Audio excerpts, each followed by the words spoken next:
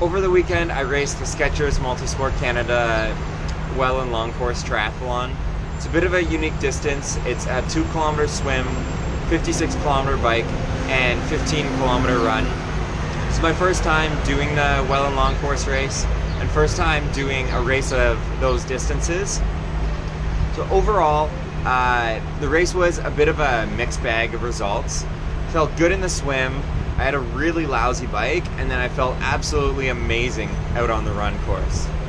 So in the swim, it's in the Welland International Flatwater Center, which is a legacy of the 2015 Pan Am Games.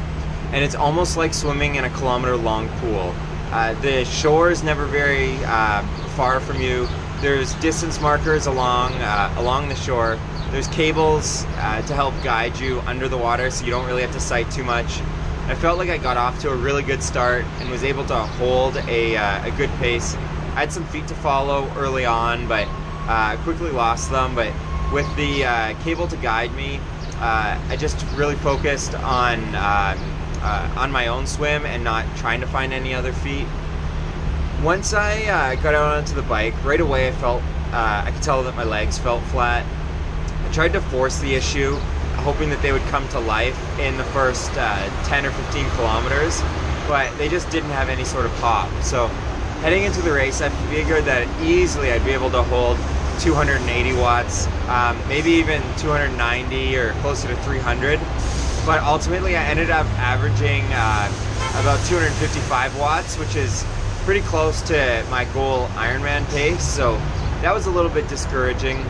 The bike's a relatively flat course. We had a bit of a headwind on the way out, so a bit of a tailwind coming back, and so I really wasn't looking forward to the run.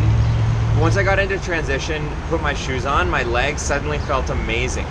So I went out onto the run course, and my original goal was to cover the 15K in about 57 minutes, so 3 5-kilometer laps of each 19 minutes.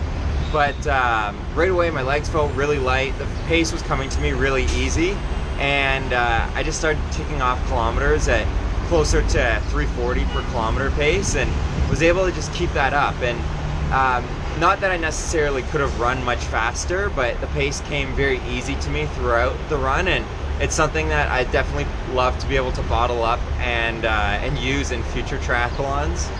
I was able to pass Nigel Gray, who had been the leader for most of the race, at about 8K into the run, and was able to hold that position right through to the finish. So I was really happy to get the win in Welland, especially based on how I felt on the bike. I definitely didn't expect it. So overall, it was a pretty good race. Definitely have a bit more work to do on the bike before Lake Placid, but the way that I felt in the swim and the run is definitely very encouraging. In terms of the event on a whole, it was a really well-run race. They had a great turnout for some really good competitive racing. If you're someone who's not necessarily the most comfortable swimmer, the swim venue is about as good as it can be. It's almost like a kilometer-long pool, because with the rowing basin, you're never very far from the shore. There's some cables that help you with sighting under the water.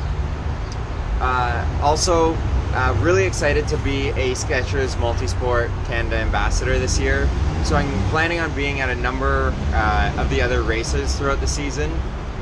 I think Kingston Long Course is going to be the next race that I'm going to be at, and then hopefully Toronto Island, which is just over my shoulder behind me, if it ever dries out, and then maybe the Wasaga race as well.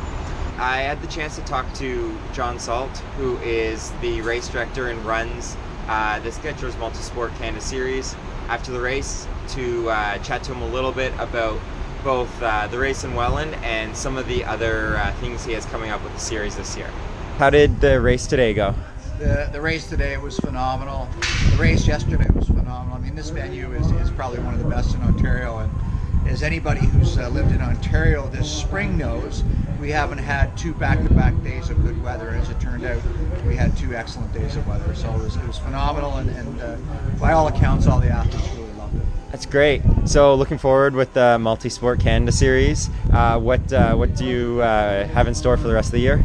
Well, I mean, so far it's quite interesting. We did reduce the number of events this year, and there was some logic behind that. We were hoping that some of the venues that had some potential for growth would see that growth, and that seems to be the case. Every race in the series is up so far as year-to-date numbers and registration.